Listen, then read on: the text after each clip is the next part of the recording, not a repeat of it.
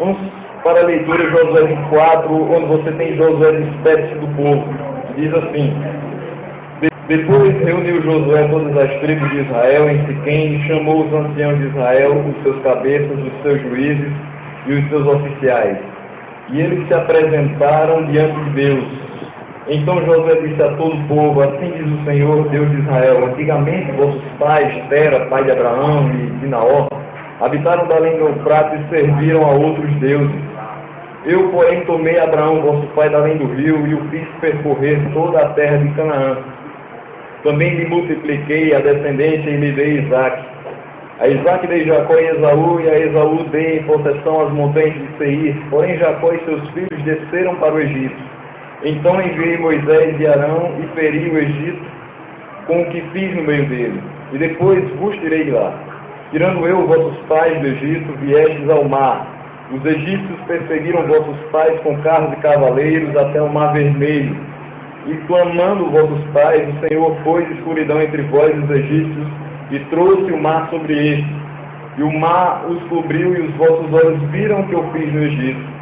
Então habitastes no deserto por muito tempo. Daí eu vos trouxe a terra dos amorreus, que habitavam da além do Jordão, os quais pelejaram contra vós outros. Porém os entreguei nas vossas mãos e possuístes a sua terra. E os destruí diante de vós. Levantou-se também o rei de Moabe, Balaque, filho de Zippor, e pelejou contra Israel. Mandou chamar Balaão, filho de Beor, para que vos amaldiçoasse. Porém eu não quis ouvir Balaão, e ele teve de vos abençoar. E assim vos livrei da sua mão, passando vós o Jordão e vindo a Jericó. Os habitantes de Jericó pelejaram contra vós outros, e também os amorreus, os ferezeus, os cananeus, os heteus, os girgazeus, os heveus e os jebuseus. Porém os entreguei nas vossas mãos. Enviei vespões adiante de vós, que os expulsaram da vossa presença, bem como dos reis dos amorreus, bem como os 2 reis dos amorreus. Isso não com a tua espada, nem com o teu arco. Dei-vos a terra em que não trabalhastes, e cidades que não edificastes e habitais nelas. Comeis das vinhas e dos olivais que não plantastes. Agora a renovação da aliança. Agora, pois, temei ao Senhor e servi-o com integridade e com fidelidade. Deitai fora os deuses aos quais serviram vossos pais da além do Eufrates e no Egito, e servi ao Senhor. Porém, se vos parece mal servir ao Senhor, escolhei hoje a quem servais, se aos deuses a quem serviram vossos pais, que estavam da além do Eufrates, ou aos deuses dos amorreus em cuja terra habitais. Eu e a minha casa serviremos ao Senhor. Então respondeu o povo e disse: Longe de nós abandonarmos o Senhor para servirmos a outros deuses, porque o Senhor é o nosso Deus. Ele é quem nos fez subir a nós, a nossos pais, da terra do Egito, da casa da servidão, quem fez estes grandes sinais aos nossos olhos e nos guardou por todo o caminho em que andamos e entre todos os povos pelo meio dos quais passamos. O Senhor expulsou de diante de nós todas estas gentes, até o amorreu, morador dessa terra. Portanto, nós também serviremos ao Senhor, pois Ele é o nosso Deus. Então Josué disse ao povo: Não podereis servir ao Senhor, porquanto é Deus santo, Deus zeloso, que não perdoará a vossa transgressão nem os vossos pecados. Se deixardes o Senhor e servirdes a deuses estranhos, então se voltareis para mal, e vos consumirá depois de vos ter feito bem. Então disse o povo a Josué: Não, antes serviremos ao Senhor. Josué disse ao povo: Sois testemunhas contra vós mesmos de que escolhestes o Senhor para o servir. E disseram: Nós o somos. Agora, pois, deitai fora os deuses estranhos que há no meio de vós, inclinai o coração ao Senhor, Deus de Israel. Disse o povo a Josué: Ao Senhor nosso Deus serviremos e obedeceremos a sua voz. Assim, naquele dia, fez Josué aliança com o povo e a pôs por estatuto e direito em Siquém. Veja só, é uma história bastante longa. A história não começa apenas com a declaração de Josué. O contexto histórico dessa passagem vai começar em Gênesis, até chegar a Josué. Você vê que a primeira pessoa citada no texto, um discurso de Josué ao povo, em Siquém, está aí no versículo 1, quando diz: Depois reuniu Josué todas as tribos de Israel em Siquém, reúne todos e começa a discursar o povo e relembrar toda a sua história. O povo de Israel não era um povo ordeiro. O O povo de Israel não era um povo totalmente obediente à voz do Senhor. Se você já teve a oportunidade de ler todo o trajeto de Números de Deuteronômio, você vai ver que muitas vezes Moisés mostrava ao povo todas as grandes vitórias que o Senhor os deu, e o povo mesmo assim se desviava. Moisés intercedia ao Senhor pelo povo, e o povo voltava a errar. O povo às vezes achava que a força do seu braço, do seu escudo, da sua lança e do seu arco poderia salvá-los. Poderia entregar os moabitas, os amorreus, os fariseus nas suas mãos. Mas isso só era obra do Senhor. Do Senhor era a vitória. Do Senhor era a vingança. Do Senhor era o poder. Era difícil o povo compreender isso, aplicar isso ao seu dia a dia. Mesmo assim, todas as vezes que o povo se arrependia, de coração puro, Deus os chamava de volta. E as mesmas promessas eram sempre repetidas.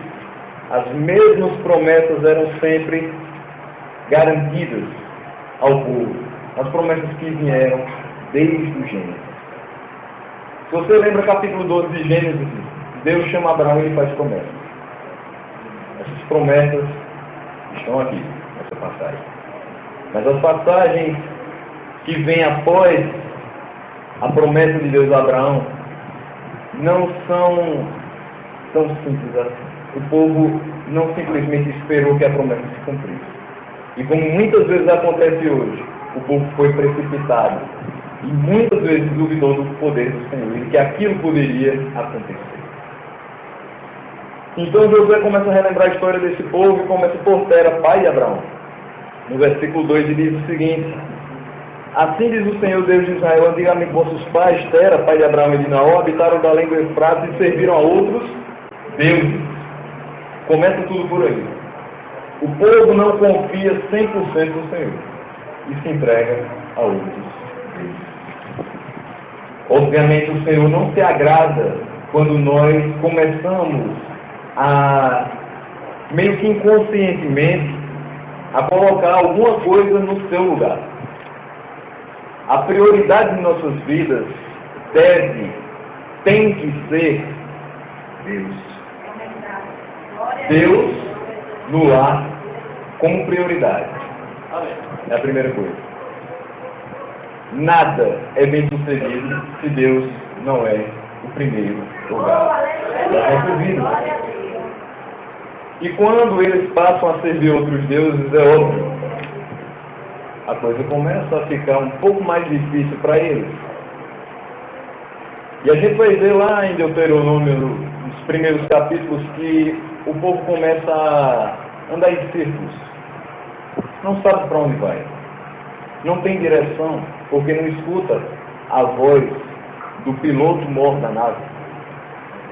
Deus orienta o povo, mas o povo começa a se perder nos seus próprios devaneios. E em uma passagem de Deuteronômio diz que um espaço de território que seria tranquilamente passado em 11 dias, eles passam 38 anos. Entendemos que era propósito de Deus, mas também entendemos que foi por conta da rebeldia do povo. O mesmo Deus que faz você, durante 38 anos, caminhar rumo a uma bênção, é o mesmo Deus que com 11 dias faz você enxergar o quão pecador você é, tornar o rumo da sua vida, olhar para frente e dizer, agora o Senhor comanda.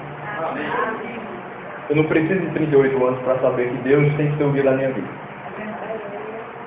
Só preciso entender que Ele é Deus. E aí o versículo 3 continua quando ele cita Abraão. E aí diz, eu porém tomei Abraão, vosso pai, além do rio, e o fiz percorrer toda a terra de Canaã. Também lhe multipliquei a descendência e lhe dei Isaac. Então aí vem capítulo 12 de Gênesis. A gente ainda está lá. Quando o Senhor chama Abraão, ele faz promessas. E aí ele dá Isaac e Jacó. Na sequência. Mas eu quero fazer uma pequena observação aqui no versículo 3. quando a gente tem lá em Gênesis 18, 19, olha o que acontece. Gênesis 18, 19 é um texto que mostra que no anúncio da destruição de Sodoma e Gomorra, Deus disse que escolheu Abraão para ordenar os seus filhos e a sua casa depois dele, a fim de que guardassem o caminho do Senhor e praticassem a justiça ou o juízo, para que então viesse a acontecer o que Deus havia dito a ele. Ora, o nosso tema é eu e a minha casa serviremos ao Senhor. Essa palavra vai permear toda a mensagem: casa, sua casa, minha casa, a nossa casa. Nesse caso, Deus havia falado para Abraão para que ele orientasse os seus filhos e a sua casa depois dele. Quem é a casa depois dele? A sua descendência.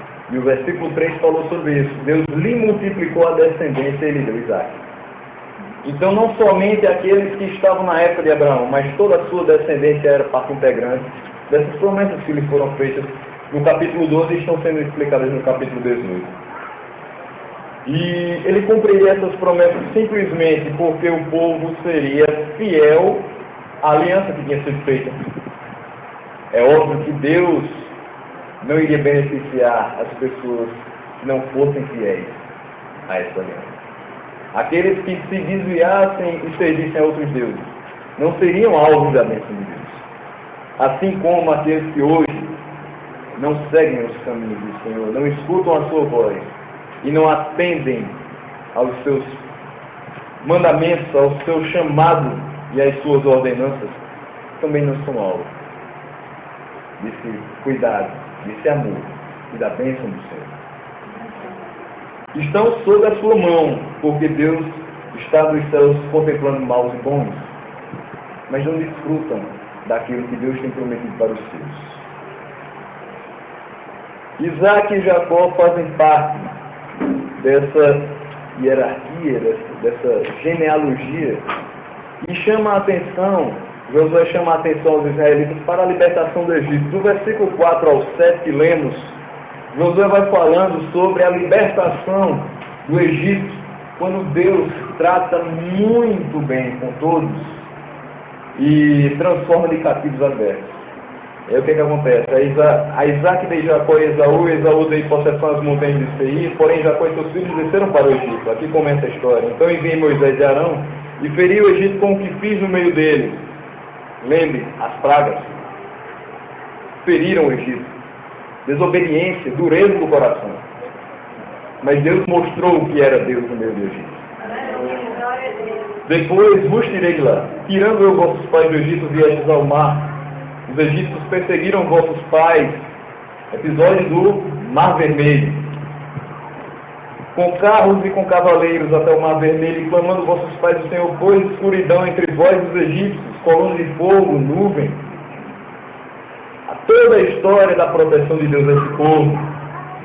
E habitastes no deserto por muito tempo. O povo habitou no deserto 40 anos. Josué está lembrando tudo isso. Por que Josué está lembrando tudo isso? O povo de Deus sofre de um pequeno mal. Se esquece da grandeza do seu Criador. Se esquece do poder que o Senhor tem. E muitas vezes, porque o problema é muito grande, porque a minha força é pequena, eu começo a vacilar na minha fé. Só que fé não está baseada em você, a fé não está baseada no seu problema, a fé está baseada no seu Deus. Porque foi o próprio Deus que colocou fé no seu coração. Portanto, não vacile. A fé vem de Deus, a solução vem de Deus. Porque a sua vida, pelo menos deve ser. E eu tenho certeza que é de Deus. Então nós temos o seguinte, ele relembra a peregrinação no Egito e a vitória sobre os moabitas a leste do Jordão. Aí vem versículo 8 a 12. E ele diz assim: daí eu vos trouxe a terra dos amorreus que habitavam da além do Jordão, os quais pelejaram contra vós outros. O povo, para avançar da saída do Egito até a terra prometida, precisou de enfrentar alguns embates. Isso daí o livro de Deuteronômio vai explicar muito bem nos seus 34 capítulos. Todos os embates, principalmente capítulo 1 ao capítulo 8. E aí a gente vai ver o seguinte: porém os entreguei nas vossas mãos. Deuteronômio é muito claro. Se ouvirem a minha voz e obedecerem os meus mandamentos, entregarei todos eles nas vossas mãos. 7 nações muito mais fortes, mais poderosas que vós, mas entregarei nas vossas mãos. Só que o povo nem sempre seguia em linha reta aquilo que Deus já terminava. Às vezes era difícil entender que a vitória era somente uma questão de tempo e que o Deus tem prometido, Ele não iria falhar. Precisamos ter confiança em Deus. E aí ele diz, levantou-se também o rei de Moabe, um segundo, Balaque, filho de Zippor, pelejou contra Israel, mandou chamar Balaão, filho de Beor, para que vos amaldiçoasse. Porém eu não quis ouvir Balaão. Pode levantar quem quiser. Pode quem quiser falar contra você. Você é filho do Senhor. Ninguém tem poder para dizer que você vai ser amaldiçoado com isso ou com aquilo. Como diria o Cícero Nogueira em um dos hinos bastante antigos, pode jogar o defunto inteiro na sua casa. Pode zombar da macumba, porque Deus é fiel. Não pode. Deus protege os seus, mesmo que os seus não ouçam sempre a sua voz. Porque Deus é fiel. Eu não sou, muitas vezes, eu falho, eu sou homem, sou pecador. Até enquanto eu estiver por aqui nessa carne, que é perecível, eu vou errar. Mas a essência de Deus não pode ser negada, então Ele é fiel. E o que acontece? Ele teve de vos abençoar. Eu não ouvi a maldição de Balaão, ele teve de vos abençoar, e assim eu vos livrei da sua mão. Mais um livramento de Deus. Será possível que esse povo ainda assim não conseguia enxergar que Deus está do lado dele? Livramentos e mais livramentos. É verdade. Passando vós do Jordão e vindo Jericó, os habitantes de Jericó pelejaram contra vós, mais uma luta. E também os amorreus, ferezeus, cananeus, heteus, gigazeus, heveus, jebuseus, todos contra esse povo. Porém os entreguei nas vossas mãos. Tudo isso para mostrar que é Deus. Glória a Deus, aleluia. Então depois Josué relata no versículo 3 a entrada na terra prometida e diz o seguinte: dei-vos a terra em que não trabalhaste. O povo não construiu a terra prometida. E cidades que não edificaste. O povo rodou, se perdeu em seus pensamentos, se achou na orientação do Senhor e teve a terra prometida por possessão. Habitais nelas, comeis das vinhas e dos olivais que não plantaste. A destruição dos reis de Canaã foi necessária para que o povo entrasse em paz. E tudo isso para que Deus pudesse chegar nesse momento e orientasse Josué a renovar a aliança com esse povo. Moisés renova a aliança com o povo no final de Deuteronômio, no capítulo 33, e passa a Josué a liderança. Falece e Josué começa a tomar conta do povo. Esse mesmo povo de dura serviço, mas que parece começar a abrir os olhos para o Deus que está acima dele, ao redor dele, em todo lugar. E o que acontece? A partir de tudo isso, a gente vai para a renovação da aliança.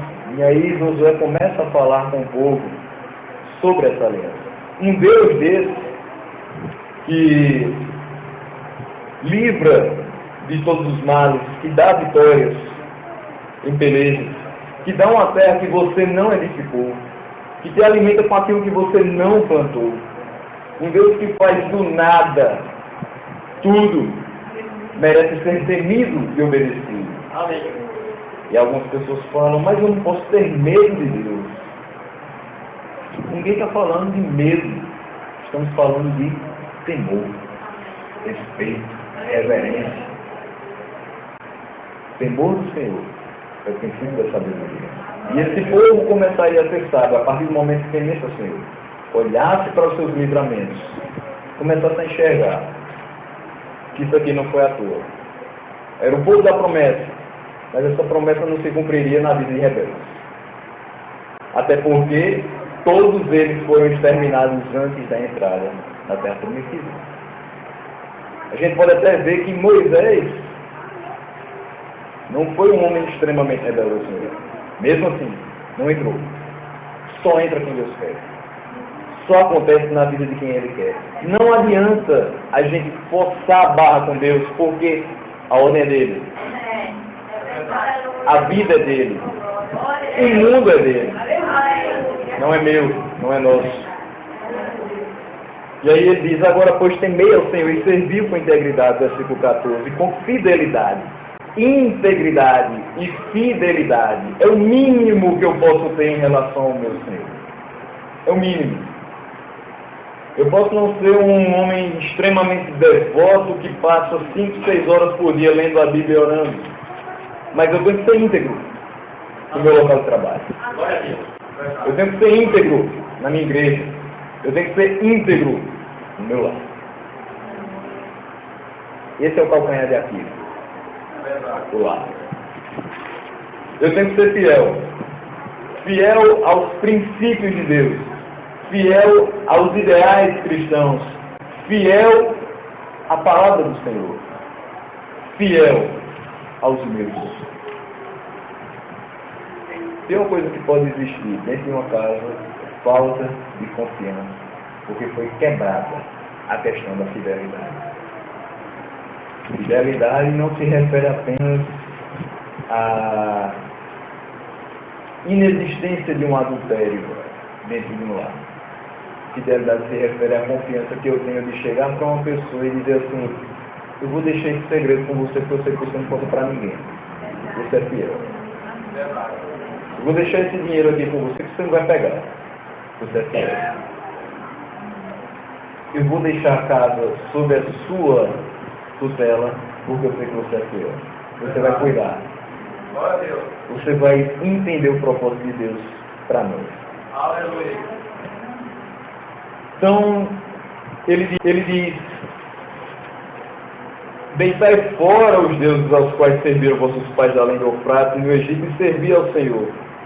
Ele mostrou que desde Tera, pai de Abraão, muito antes da promessa, existiam pessoas que se desviavam. O próprio Tera se desviou e serviu a outros deuses. Isso é uma coisa que ainda hoje acontece. Quantos e quantos que caminhavam bem, isso aí diz um hino antigo dos Salmos e Hinos, quantos que corriam bem, de que longe agora vão. Outros seguem aqui também, sem amor vivendo estranho. Então, o autor não falaria disso em 1600 e alguma coisa se não fosse uma realidade. Passam-se os anos e as pessoas continuam se desviando dos caminhos do Senhor. É verdade. Mas eu digo a você, elas têm corações duros, sim. Elas não escutam a voz do Senhor. Realidade. Mas o próprio Deus os endurece o coração. O próprio Deus faz com que algumas pessoas não atentem para a sua voz e não cheguem à salvação. Deus é amor. Deus é justiça. Todos mereciam a perdição. Mas Ele nos escolheu. Isso é motivo de alegria. Mas é motivo também de preocupação. Temos uma grande responsabilidade enquanto servos do Senhor. Temos uma enorme responsabilidade. E é dela que eu vou falar em relação ao nosso lar também. Mas seguindo aqui no versículo 14, então ele diz, deitai fora esses deuses. Desde antes de vossos pais serviram e servi ao Senhor. Esqueça o Egito. Esqueça o que você viveu no passado. Sirva ao Senhor. E Josué, ele meio que coloca a mão inteira na ferida e É até um pouco irônico com o povo, e ele diz o seguinte: porém, se vos parece mal servir ao Senhor, depois de escutar tudo que o Senhor fez por vocês, depois de experimentar o livramento das mãos do Senhor, depois de entender que durante 40 anos perambulando pelo deserto, Deus foi com vocês, se mesmo assim ainda parecer mal servir ao Senhor, então escolha. Escolha a quem servis hoje, se aos deuses a quem serviram vossos pais, que estavam além do Eufrates, ou aos deuses dos amorreus em cuja terra habitais. É difícil olhar para Deus e servir? Você acha que é muito estranho? Tudo bem. Vocês têm os deuses antigos e têm os deuses contemporâneos. Escolha. É isso que você quer?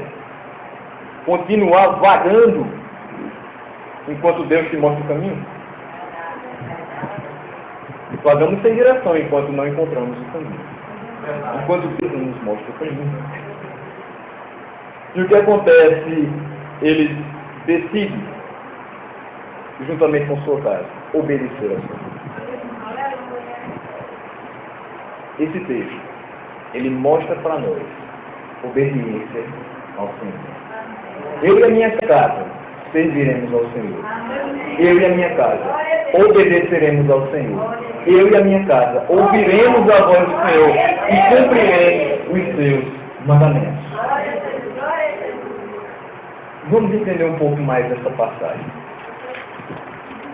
Essa passagem ela é muito interessante quando a gente começa a enxergar que o que foi prometido a Israel se cumpriu em Israel. Muitas das coisas que nós lemos no Antigo Testamento se cumprem em Cristo. Cristo é o Messias. Então todas as profecias messiânicas se cumprem nele, na cruz do Calvário. E ele diz: está consumado, e está consumado nele.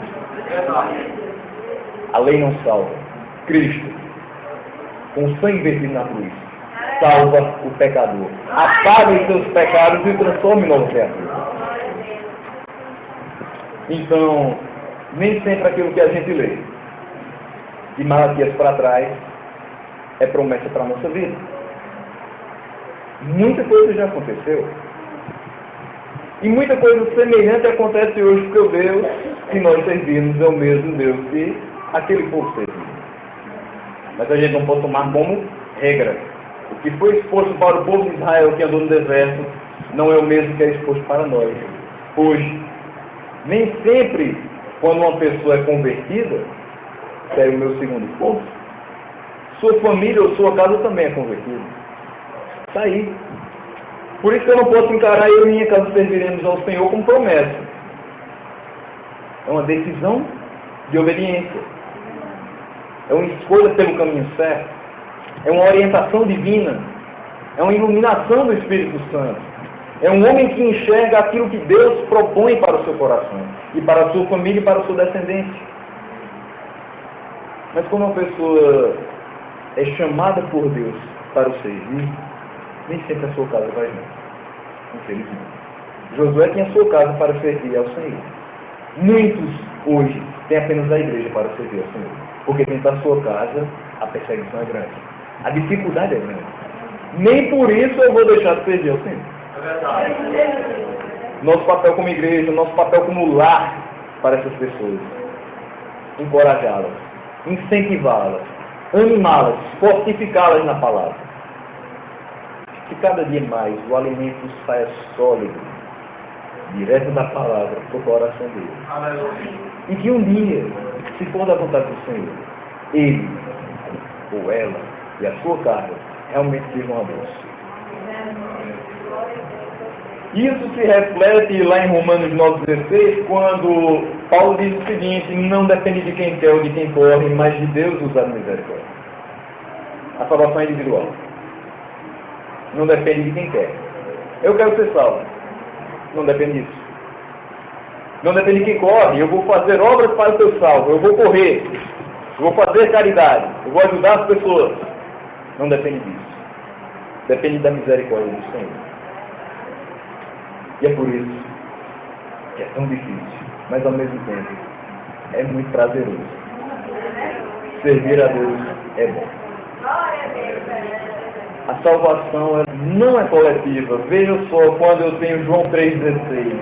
Porque Deus amou o mundo de tal maneira, de uma maneira tão grandiosa que a gente não consegue escrever, que deu o seu Filho único, unigênito, para que todo aquele, singular, todo, singular, aquele, cada um indivíduo, especificamente, que nele crê, não vai perecer, mas terá vida eterna. A salvação é individual. O pecado estava naquele povo. O povo estava pecando contra Deus, adorando a outros deuses. E a gente vê 1 Reis, se você puder abrir, 1 Reis 18, vai mostrar isso. 1 Reis 18, 21.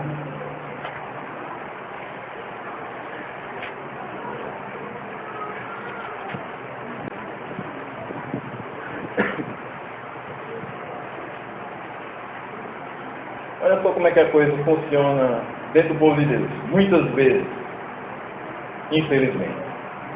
Então Elias se chegou a todo o povo e disse: até quando cocheareis entre dois pensamentos? Se o Senhor é Deus, segui. Se é Baal, segui. Porém o povo nada lhe respondeu. O povo andava entre dois pensamentos. Aqui na época de Elias, entre Baal e Deus. Aqui na época de Josué, entre os deuses dos amorreus e os deuses dos vossos antepassados. Josué 24:15 é um texto que expressa essa decisão por obedecer e adorar o Senhor. E essa decisão, ela é motivada por aquilo que nós conhecemos como o primeiro mandamento do Senhor. O que diz o primeiro mandamento do Senhor? Amar a Deus sobre todas as coisas.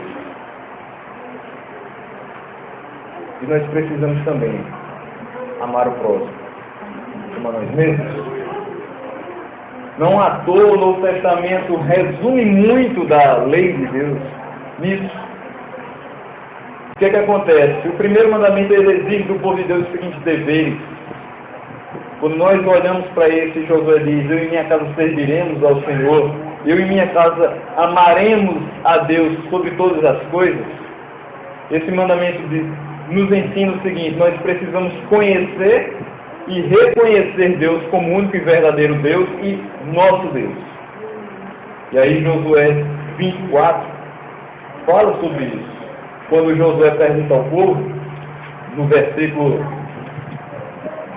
19: então Josué disse ao povo: não podereis servir ao Senhor, porquanto é Deus santo, Deus zeloso, que não perdoará a vossa transgressão, nem os vossos pecados, que deixares o Senhor e servis a deuses estranhos, então se voltará e vos fará mal e vos consumirá depois de vos ter feito bem.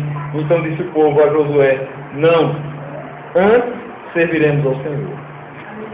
Ele é o nosso Deus. O Senhor é o Deus do povo. Então precisamos conhecer e reconhecer Deus como nosso Deus, único e verdadeiro Deus. Adorá-lo e glorificá-lo como tal. Adorar a Deus como Deus, glorificar a Deus como Deus. Nunca como homem, nunca como algo inferior a nós. Deus é Deus, bem maior do que toda a raça humana junta.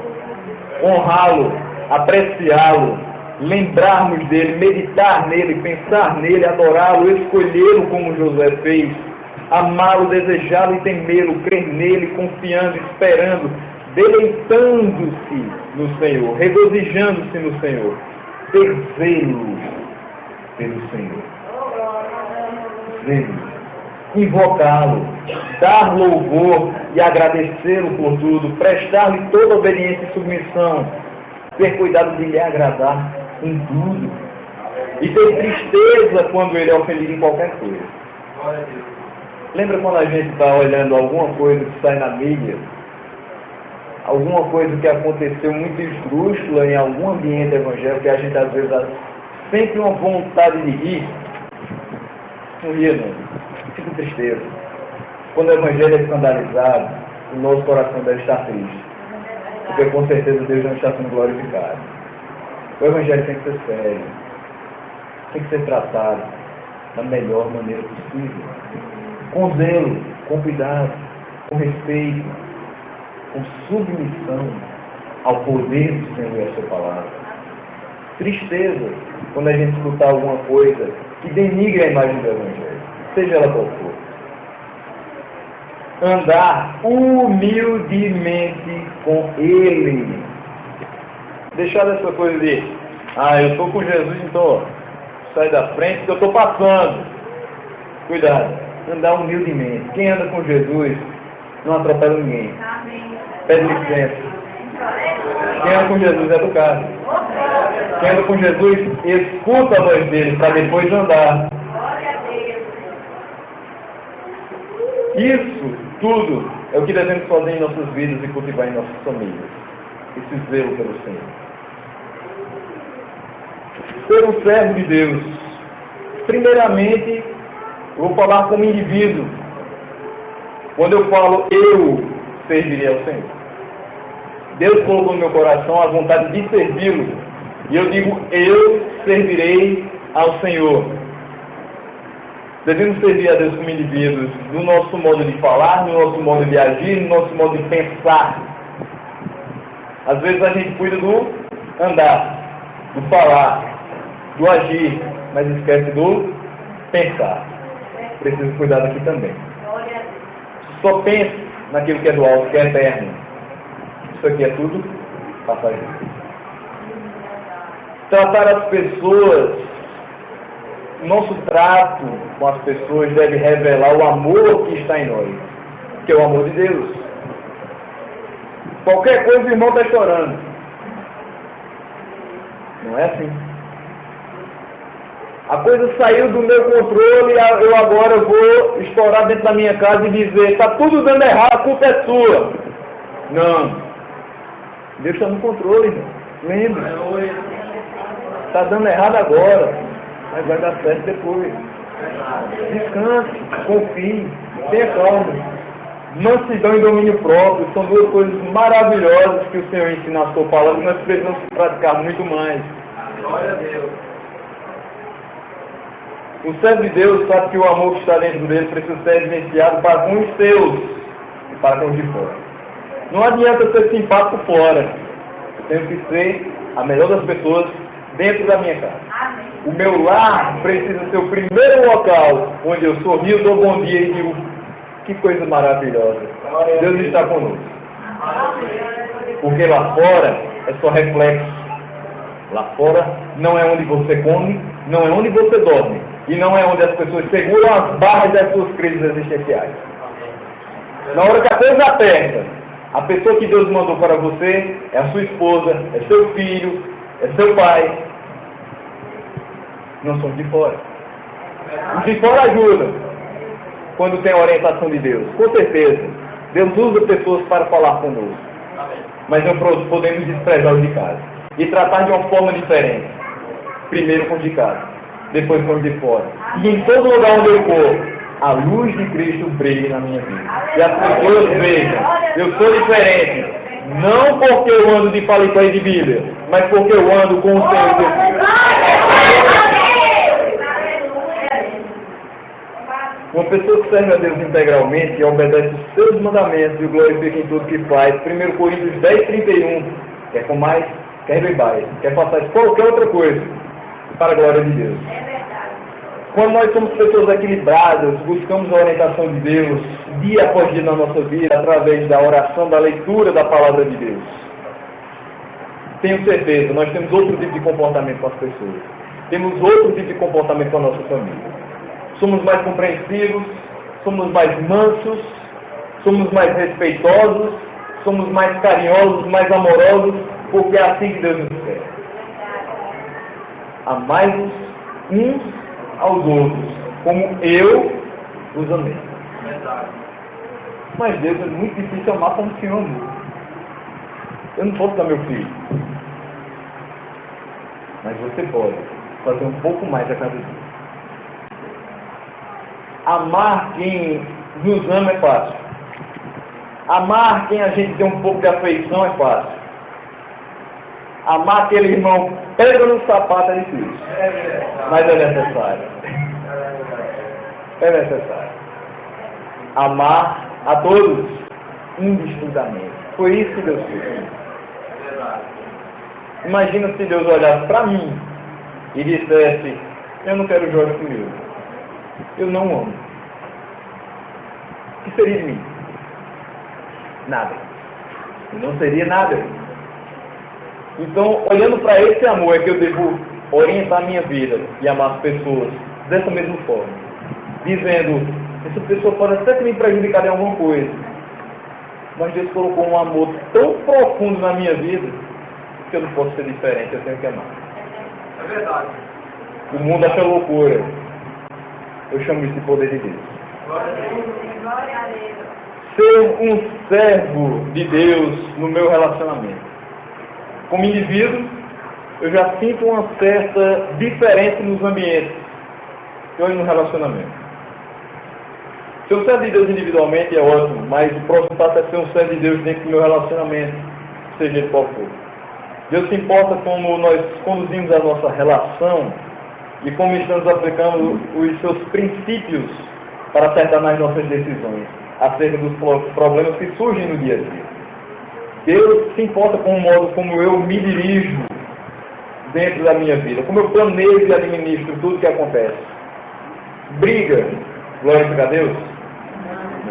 Rispidez, estupidez, não agrada a Deus. Desconfiança. O homem vai sair de casa e a mulher diz: sim, mas vai para onde? Com quem? Volta que horas? A comunicação é importante, mas a desconfiança não. A cumplicidade tem que existir. O ciúme não. Lembre lá de Gálatas. Sim, fica para meditar depois. Ciúme não glorifica a Deus, divórcio não glorifica a Deus, nada disso glorifica e alegra a Deus. É verdade. Mas a gente tem visto. Tristemente a gente tem visto. Quando nós casamos, quando nós noivamos, quando nós nos achegamos a uma pessoa a qual nós temos afeição, o que acontece? Nós juramos que vamos amar um ao outro até que a morte separe. Ninguém casa para separar. Ninguém casa para viver brigando. Todo mundo casa para ter uma companhia agradável, para servir a Deus junto, no nosso caso, para realizar a obra do Senhor de forma digna, o homem para ter a sua adjuntora, a mulher para ter o seu adjuntor, e aí por diante. Mas a gente, às vezes, não vê isso. Temos que ser fiéis até a morte, estar juntos na alegria, mas também quando a tristeza chegar. É verdade. Foi isso que muitos aqui já fizeram. Esses votos de na alegria e na tristeza. Mas tem que ser de verdade. Na hora que eu tiver muito bem de vida, dá glória a Deus. Na hora que a coisa estiver acabando, o teto caindo e as panelas voando dentro de casa, glória a Deus também, porque é Deus quem está no controle vai resolver. Prometendo fidelidade na saúde, mas também quando a doença nos assolar. Como é bonito quando a gente vê pessoas dedicando sua vida para cuidar de quem está junto delas. É verdade. Quando como eu vi um dia desse, um marido que raspou sua cabeça porque a esposa teve câncer e precisou raspar a cabeça. Foi uma coisa simbólica, mas de muito significado. É verdade. Só que você não precisa passar por uma situação dessa para mostrar que você ama aquela pessoa que Deus te deu. Você não precisa passar por uma doença para zelar o presente que Deus me deu. É verdade. Você tem que fazer isso espontaneamente. Na abundância de bens materiais e uma casa boa, fácil demais o relacionamento estar 100%. Mas quando só se tem uma tapera para dividir as coisas do dia a dia, e só tem a comida do dia contada, eu tenho que também ser fiel ao meu Deus e a quem Ele me deu. A grama do vizinho não é verde, é tropeço. A casa do vizinho eu só visito, não frequento, minha casa, meu lar, deve ser a coisa mais importante para mim. Aleluia. Porque é lá que Deus opera, que Deus quer que as coisas sejam feitas para a glória dele. Verdade. Aleluia. Nas palavras que eu dirijo a ela, na forma como eu a trato, na forma como criamos os filhos, na forma como vamos à igreja, na forma como trabalhamos, na forma como falamos do Senhor aos outros que não o conhecem. Em tudo, precisamos servir a Deus nos nossos relacionamentos e ser fiéis a Ele. E dizer, servimos ao Senhor, eu e a pessoa que Ele me deu para ser minha ajudadora ou ajudador. Se temos em nós o senso de obediência a Deus que Josué tinha e realmente amamos os nossos com o amor de Deus e foi imputado nos nossos corações, a gente vai passar por aflições, óbvio. Mas a gente vai cumprir aquilo que prometemos diante dele e dos homens, tendo relacionamentos saudáveis que não trazem vergonha ao Evangelho e ao Senhor Jesus. Aleluia. Mas alegria e gratidão a Deus que nos concedeu esse relacionamento. Precisamos agradecer a Ele constantemente pela pessoa que Ele nos deu. Ah, Senhor, mas ela está muito chata. Foi Deus que Ele deu. Verdade. Ele está ficando velho, está ficando ranzinza. Mas foi Deus que lhe deu. Ele não quer vir mais para a igreja. Venha e ore por ele. Ela agora está inventando umas modas e também não quer vir para a igreja. Trocou a igreja pela novela. Irmão, ore. Não reclama. Reclamar não resolve. O que resolve é joelho no chão. Fé, oração, resolve. Temos que zelar pelo presente que Deus nos deu com tanto amor. É verdade.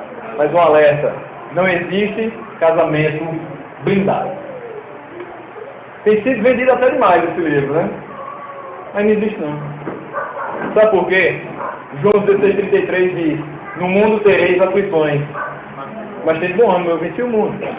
Ou seja, seu casamento passa por crise, sua casa tem crise, seu filho é desobediente, mas eu venci o mundo, eu estou na sua casa, o controle é meu. E acabou isso. Tem nada blindado.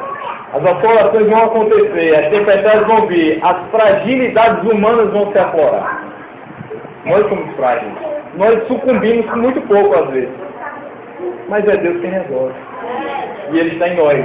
Se Ele está em nós, Ele é muito maior do que o que está no mundo. E agindo Deus, quem vai impedir? Ninguém. Servindo a Deus na minha família, quem é temente a Deus coloca a glorificação do nome do Senhor em primeiro lugar. E seu casamento, seu relacionamento, certamente, constituirá uma família agradável aos olhos do Senhor. Uma casa alicerçada na palavra é uma casa de sucesso.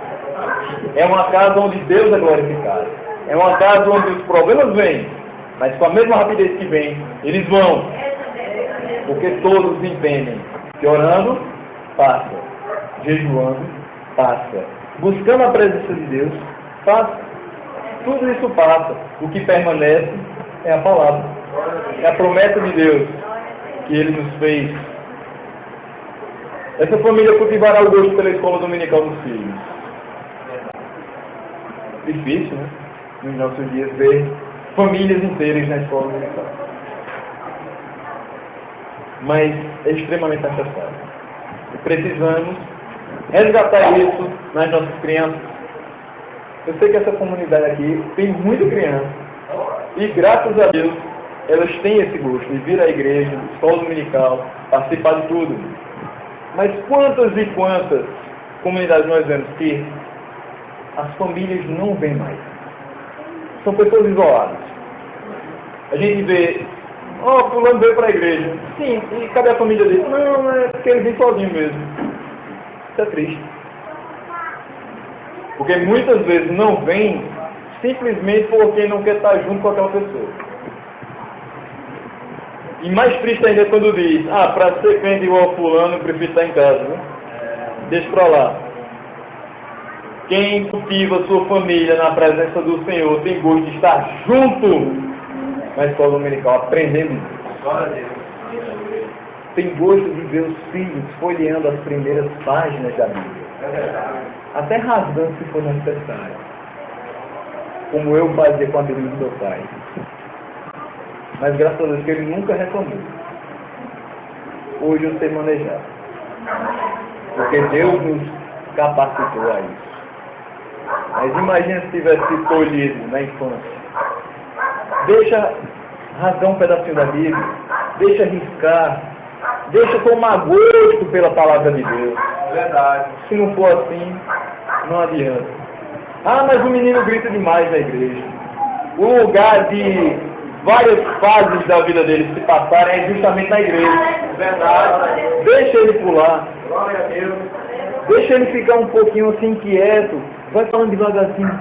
Meu filho, estamos na igreja. Vai orientando devagar, mas não deixa de trazer porque ele é um pouco inquieto. Estimula. Começa inquieto. E depois você vai ver a inquietude que ele vai ter para pregar a palavra. Então a gente vai ver muitos assim. Famílias que servem ao Senhor juntas ensinam os filhos a obedecer a Deus. Não somente a Deus. Eles respeitam os pais e obedecem aos pais. É uma coisa extremamente triste quando a gente vê o pai está na igreja e diz, meu filho, vamos. E ele diz, não, não vou não, só vou com o pessoal depois. Se o pai diz, vamos, vamos. Se o pai diz, não vamos, não vamos. O pai não é uma pedra de tropeço para o filho ser o tempo todo chateado ou ficar com raiva de alguma coisa. O pai é uma pessoa colocada por Deus para orientar o filho no melhor caminho. O que ele diz sobre a orientação de Deus tem que ser cumprido. Não está errado. Respeitar os mais velhos. Ouvir os mais velhos. Aprender com suas experiências. Filhos de famílias que são cultivadas com esse gosto pelo Senhor. Tem isso. Essas famílias têm cuidado de guardar as ordenanças do Senhor em sua casa, refletir as orientações de Deus para a família por ele projetada. E eu concluo dizendo o seguinte: sejamos hoje impulsionados a obedecer mais a Deus, como Josué fez. Eu e minha casa serviremos a Deus, obedeceremos a Deus, glorificaremos a Deus, teremos zelo pelo nome do Senhor, cuidaremos da casa do Senhor juntos.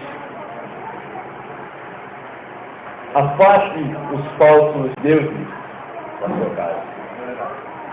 Tudo aquilo que deixa o Senhor em segundo plano, se você lá na frente não, segundo plano, tem que ser tirado. Porque Deus é primeiro. Traga para dentro do seu lar apenas aquilo que vai glorificar o Senhor. Se você notar que vai prejudicar, deixa lá fora. É verdade. Tudo aquilo que vai agradar a Deus para dentro.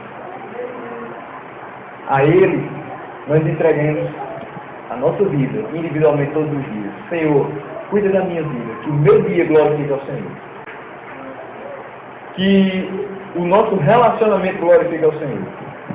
Mais compreensão, mais amor, mais cuidado, mais respeito. E que a nossa família glorifique ao Senhor. Possamos entender que quando a gente fala, eu e a minha casa serviremos ao Senhor, é decisão por obediência àquele que é detentor da verdade, do poder e da glória para todos sempre. Amém?